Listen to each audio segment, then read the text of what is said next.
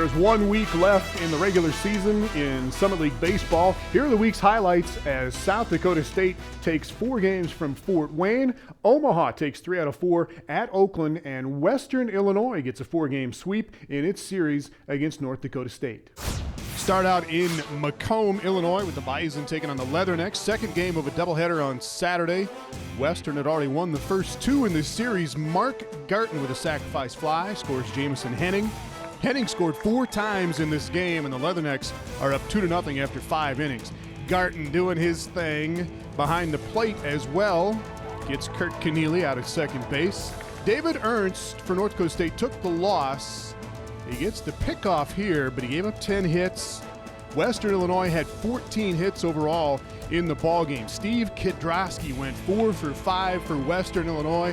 A ground ball with eyes for an RBI here. Western Illinois wins this one 7-5, part of a 4-game sweep for the Leathernecks against North Dakota State. Taking to Rochester, Michigan, finishing up construction at the Oakland University Field in Rochester. They will host the Summit League Championships there. Oakland taking on Omaha, and Oakland got 1 in the first, looking for more, but Omaha started Mark 2, gets the force at third to end that threat. Grizzlies add a run in the 6th inning. Brett Impemba with a drive that'll send in a run. Robbie Enslin coming around third, he will score, and that makes it 2-0 Oakland at the end of 6 innings. Tim Coons on the mound for Oakland.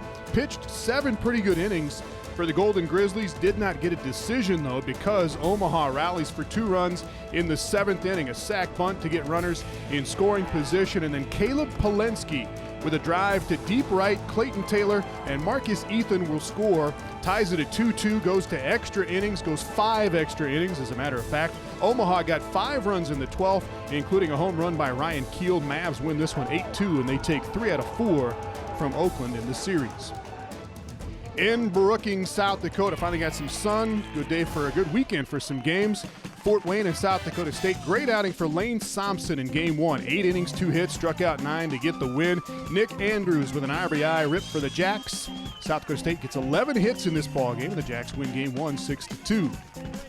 In game 2, Stephen Booyer on the hill for South Dakota State. 7 innings, 7 hits, 7 strikeouts for Booyer, and he gets the win in this one. Fort Wayne starter Chuck Weaver had 10 strikeouts for the Mastodons, and there was no score through 5 innings. And go to the top of the 6th inning here. Steve Loudon lowers the boom on Booyer. It's a 2-run shot, but that was the only 2 runs that Booyer would allow in the ballgame. Jacks come back with 5 runs in the bottom of the 6th inning. Bases loaded double for Scott Splett. Scores everybody, and the Jacks go on and win game 2, 5-2 to take the first 2 games of this series. Game 3 coming up here, second game of the Saturday doubleheader, and Fort Wayne again gets out to the early lead. Kendall Whitman sneaks that inside the line. Malcolm White and Tyler Shepard will score 2-0 Dons through just a half an inning, but the Jacks come back with 2 in the 4th, 1 in the 5th, 1 in the 6th, 2 in the 7th, 2 in the 8th. Daniel Morrow with an RBI here, and the Jacks come back and win that one 8-3.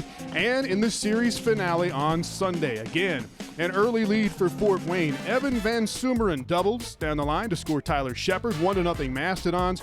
Jacks come back, though, with 6 runs in the bottom of the 2nd inning. Daniel Telford with an RBI here. He went 2 for 5. The Jacks had 13 more hits, and they win 8-2 to sweep the 4-game series. So here are the baseball standings. This is through Monday, May 13th. North Dakota State has dropped 7 games in a row now. They fall down to 5th place in the standings. South Dakota State will finish up with 4 games at Omaha this weekend. Western Illinois will finish up at Oakland, and Fort Wayne will finish up at North Dakota State this weekend. Remember, Omaha, again, is not eligible for the postseason yet, so 4 of the other 5 here in the standings will qualify for the league tournament that will be held in Rochester, Michigan, coming up next weekend.